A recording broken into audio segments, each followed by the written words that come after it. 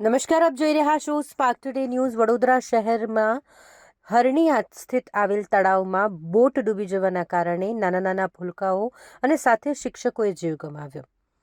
આ ઘટના ગઈકાલે ઘટી અને તેને લઈને અનેક લોકોમાં ખૂબ જ રોષ જોવા મળી રહ્યો છે. તપાસનો ધમધમાટ શરૂ કરી દેવામાં આવી રહ્યો છે. તેવામાં સામાજિક કાર્યકર કમલેશ પરમાર પણ સ્થળે પહોંચ્યા હતા. તમામ ફાયર બ્રિગેડની ટીમ, 108ની ટીમ, એમ્બ્યુલન્સના કર્મચારીઓનો તેમણે આભાર તો માન્યો, તમામ બાળકોને શ્રદ્ધાંજલિ અર્પણ કરી. તેઓના પરિવારજનોને ભગવાન હિંમત આપે તેવું પણ તેમણે કહ્યું. સાથે તંત્ર પર પણ તેમણે આકરા પ્રહારો કર્યા. સંપૂર્ણ તપાસ કરી જે પણ કોન્ટ્રાક્ટર સાથે સ્કૂલના સંચાલકો સામે માનવવધનો ગુનો દાખલ કરવામાં આવે તેવી પણ તેઓએ માંગ કરી છે. આજે જે જોવા જોઈએ તો જે લેકઝોન છે, લેકઝોનને સીલ મારવામાં આવી છે અને હજુ પણ વડોદરા શહેરના વાસીઓ આજે જે કહેવાય છે કે અહીંયા ગાડી જે દુઃખદ ઘટના ઘટી હતી ત્યાં ગાડી આજે લોકો જોવા માટે પણ હાલમાં પણ આવી રહ્યા છે. કારણ કે જે કહેવાય છે કે કાલની જે ઘટના હતી એ જે કહેવાય છે કે કંપાવી નાખનારી ઘટના હતી અને જે કહેવાય કે જે બાળકો છે, આ બાળકોની જે ચિસ્યારી જે પડતી હતી અને જે એમ્બ્યુલન્સનો અવાજ આવતો હતો ત્યારે જે કહેવાય છે કે લોકો એક ઈભક પડી ગઈ હતી. અને વડોદરા શહેરની અંદર આવી રીતે બીજી વાર આવી દુઃખદ ઘટના ન બને તેના માટે વડોદરા શહેરના પ્રશાસને ખાસ કરીને જાગૃત થવાની જરૂર છે.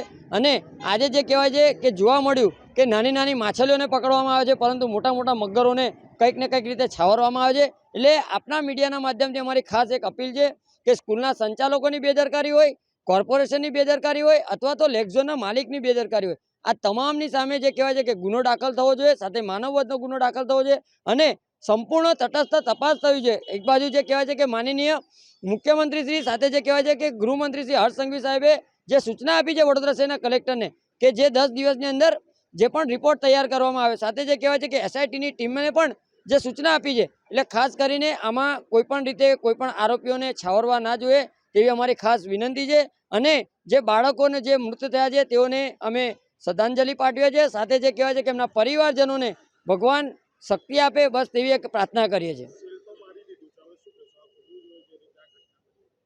આજે લેકઝોનને જે હાલમાં જે સીલ મારવામાં આવ્યું છે, પરંતુ આમ સીલ કાયમી ધોરણે રહેવું જોઈએ. સાથે જે કહેવાય છે કે આ જે સંચાલક છે આમને કડકમાં કડક સજા થવી જોઈએ. અને જે ન્યૂ સનરાઈઝ સ્કૂલના જે માલિક છે એ હાલમાં જે કહી રહ્યા છે, જે કહેવાય છે કે લોકોને એ રીતની જે પ્રેસ મીડિયાના માધ્યમથી અપીલ કરી રહ્યા છે કે ભાઈ જે બાળકોના મૃત્યુ થયા છે એમના જે બીજા બાળકો છે એમને ફ્રીમાં અમે ભણાવીશું. પરંતુ આ જે કહેવાય છે કે નાની નાની બાબતની ચિંતા નથી, પરંતુ તટસ્થ તપાસ થવી જોઈએ. અને આવા સ્કૂલના સંચાલક હોય કે આ જે રાઇટ છે ચલાવનાર છે એમના જે સંચાલક હોય, આ તમામની સામે કાયદેસરની કડકમાં કડક સજા થવી જોઈએ તેવી અમારી ખાસ માંગણી છે. કારણ કે આમાં બેદરકારીઓ તો એકની નથી, તમામની બેદરકારી છે. અને જે નાના નાના ભૂલકાઓ છે, વડોદરા શહેરનું દેશનું ભવિષ્ય છે. અને આ ભૂલકાઓ સાથે જ્યારે આ રીતનું જે ઘટના ઘટી છે તો આમાં કોઈ પણ વ્યક્તિઓને છાવરવા ના જોઈએ તેવી અમારી ખાસ અપીલ છે. પરમાર કમલેશ, સામાજિક કાર્યકર.